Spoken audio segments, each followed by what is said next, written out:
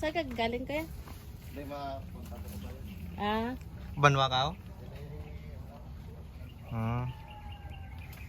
Panis yun. Kain. Hello guys, magandang hapon po. So ito na yung update ng ating pagpagawa ng ating bahay. So sa ngayon ay pinapatuyo pa yung ating mga haligi, no? So yung gamit natin sa ating haligi ay sipar lens, pero yung ginawa natin ay dinugtong natin yung dalawang sipar lens, winilding, parang ganito. Yan. Tapos nilagyan ng semento sa loob, may bakal na isang piraso at saka semento. Yan. So yung ating ginagawa ngayon ay tinanggal ko yung lupa na nakatambak dito, no? Ilagay natin dito sa loob dahil ito pa yung level ng ating flooring. So ganito kataas, no? So marami pang itatambak dito. So naglagay kami ng mga malalaking bato. Yan, mga bato na galing dyan na hinuhukay ni Mrs. ay nilalagay natin dito, no? So sayang din kasi. Right, so marami-rami na rin yung na itambak natin dito. So bumili na pala kami kanina ng lupa, no, na dagdag sa tambak dito. So ito ay isang truck na lupa, siguro mga 8 cubic na ano na lupa. So itatambak natin dito, so sana ay magkasya, no, para hindi na tayo makapag order ulit.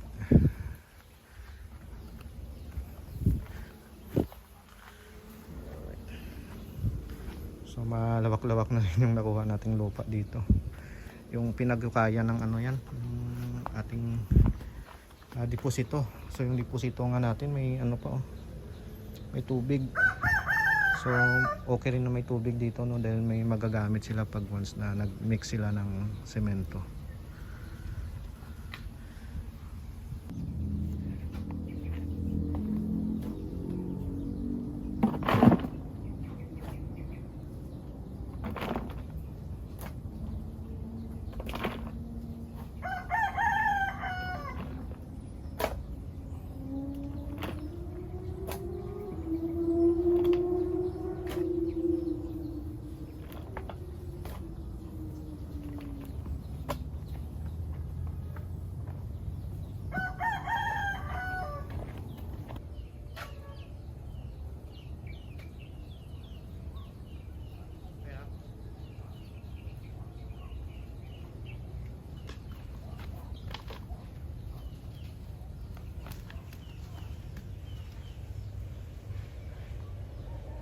Alright, so ito na yung update ng ating mini house. Mini pero parang tangkad, no? Matangkad lang siya tingnan, pero yung flooring niya, yung sa hollow block mismo, yun yung level ng lupa, eh. Pero ano lang yan, 9.5 feet. Almost 10 feet na rin kasi dahil sa bubong natin, no? Old type lang na klase ng bubong, para medyo matibay siya pag may hangin, no? Medyo mahangin kasi dito banda sa amin, eh. Ano? Misis nagpapaano ng damo. walang lamok. nag-aapoy para iwas lamok. Pausok tayo, pausok. Yung mga tanim namin dito tumutubo na rin eh. Yan o, yung kalabasa. Kalabasa.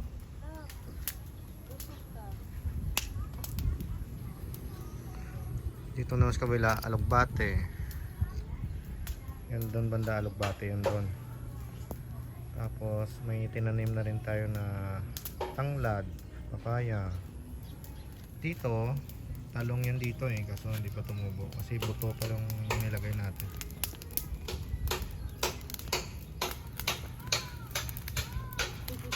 Bonfire. Medyo makulimlim no, pero alas 2 pa lang eh, mga quarter to 3 pa lang.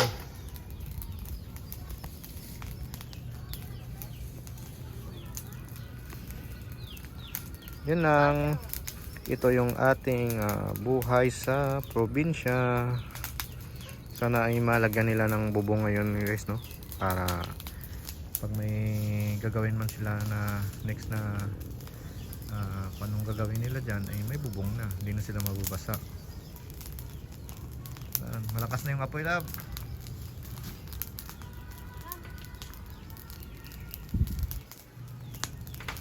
May friend na si may friend na si Jacob, yung pamangkin ko, sinama namin.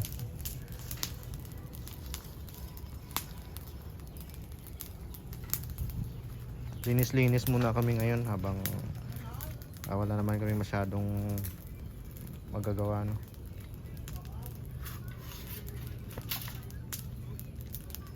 Yeah, nagsusunog kami ngayon. Lab.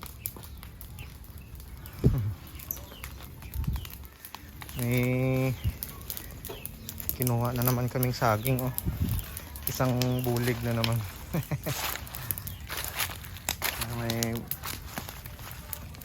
may mababarbecue na naman tayo na saging. Ang dami. Sagana tayo dito sa saging mga guys eh. Yan oh, maraming saging dito. Kaya hindi ko to puputulin no. Sayang pag namunga tong mga saging na to. Meron pa dito sa likod oh. Mga kasagingan.